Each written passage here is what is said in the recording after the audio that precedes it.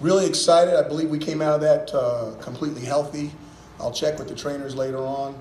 I thought there was some hitting going on, even though the music was playing kind of loud. There were some shots out there that I was excited to see.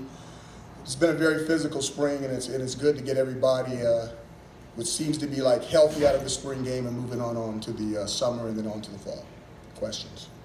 Steven? So you chatted with my friend Brent Axe earlier in the week and said that Rex Culpepper came to you and asked to play in the spring game, and you told him no.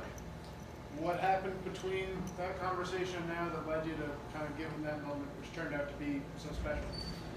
Well, I didn't want him to get hurt. That's basically the same thing. And let's put it like this. He went out there and he threw the ball around a little bit, but the other 21 guys were under strict orders not to get close or else. So, but it was good. It was a good moment for him.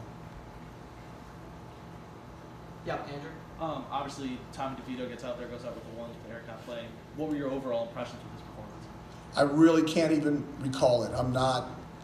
When I'm out there, I'm looking at everything that's going on. I'm looking at hits. I'm looking. I have a whistle to make sure that if anybody looks like they're in a dangerous position, that I'm going to blow the whistle. If you're really on top of a football game, the whistle doesn't blow until after the play stops. So I'm out there with a whistle that's live, that if I anticipate or I think I see an injury about to occur, I will blow the whistle.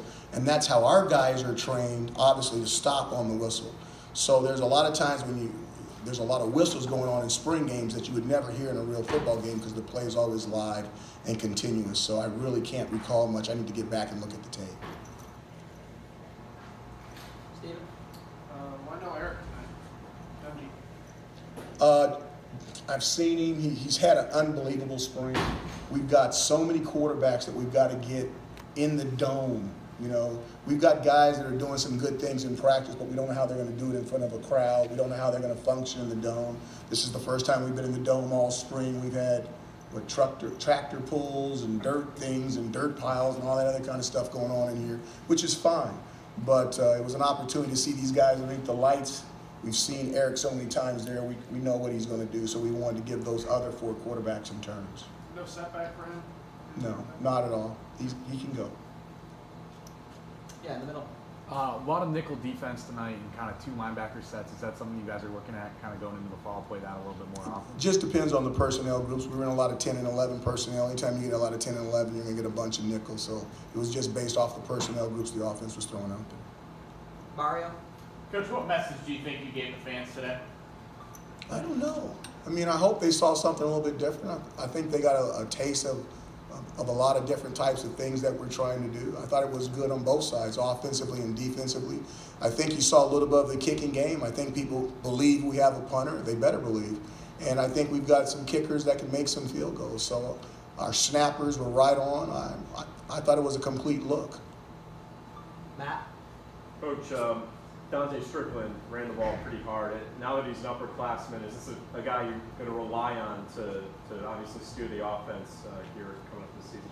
You know, I was excited about Dante. He got banged up during our physical week, and you're talking about a guy that's been the starting tailback basically for 2 years here. I mean, and he could have tapped out of this thing and, hey, Coach, I'm done for the spring, and that's not what he did. He got in the training room 3 times a day.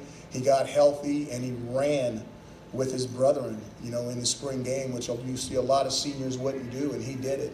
And he made some plays out there. I think that not only did he run hard, but I thought there were some holes out there. Now, please understand, I'll say this, almost the entire spring we've been going ones versus ones, which is really risky because when you have 22 starters out there, you get 2 or 3 guys hurt, they're all starters. Now, in the spring game, we went 1 offense versus 2 defense, and 2 offense versus 1 defense, which eliminates the ability to have so many people getting hurt that are starters on play A or play B. So what you were seeing against was the 1 offensive line going against the 2 defense. But there were some holes out there, and I thought the offensive line did a nice job. Any questions? Kate in the back. Hey, Coach, just speaking of the offensive line, how much have they improved in terms of their physical and just mental strength right now? Oh, they look totally different. They absolutely look totally different. I mean, they're thick, they're filled out. We're not deep. We don't have a lot of depth, but I think we can put 5 to 6 guys out there, and if we can, I don't even want to say it because I don't see any wood. if we can figure out a way to keep those guys together, I think we're going to be okay. But it's very difficult to do, especially with that group. And what normally happens, you get an injury with that group, it's normally a long injury and not a short injury. Our first year, we had a whole bunch in that group. Our second year, we really didn't. We kind of came out okay. We could make it. We lost Aaron, but we survived during the season. And then this year, we need to do the same thing. We need to have an injury season with the O-line like last year, not like our first year. Good question. Matt? Coach, the overall vibe of this spring game, did you like it? And what would you like to see improved on next year? I don't, I really don't get into that. I mean, outside that, obviously that you would love to see more people there. But you know what? I thought it was a decent crowd for 7 o'clock on a Friday with a 1 and a 3. And, there's some superstitious people out there. Maybe they don't want to come out of the house. I get it. And next year, maybe it can be on the 12th or the 14th or something like that, and we can get a bigger crowd. Steven? A bunch of guys who didn't go tonight. Anyone you're particularly concerned about long term? Richards, Hakeem, Sherrod. Sherrod will be fine. He'll come back. Nakeem, who was the other one? Hakeem and then Tyrell Richards. No, they'll be fine. They'll be fine. Yeah, we're just being cautious with all those guys. They'll all be back in the summer. Time for 2 more questions. Andrew? Obviously, trying to replace Ish and Burr from last season, a lot of different pass catchers getting involved tonight. Do you think, is there anybody you were looking to separate, or any guys who you thought were kind of hot coming into this game, or sort of how you feel with them this season? No, I don't really believe so. But it's the funny thing about this offense. I remember when we first started in 2012, we thought we had one receiver, Eric Laura, and we didn't have anybody else our first season. Then our second season, a young man by the name of Adam Drake that went to the Kansas City Chiefs at Eastern Illinois came on and had a fantastic year. When we were at Bowling Green, we had the first year that I forgot my New York Giants guy. He's going to kill me when he sees Roger Lewis. The first spring with Roger, we thought Roger was okay. We didn't think he was great. And then from spring to the summer, he developed so much, it was unbelievable.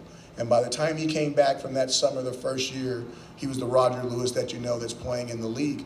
We played 1 year with Roger, and then the second year we had Garrett Dieter came on and had a fantastic year for us.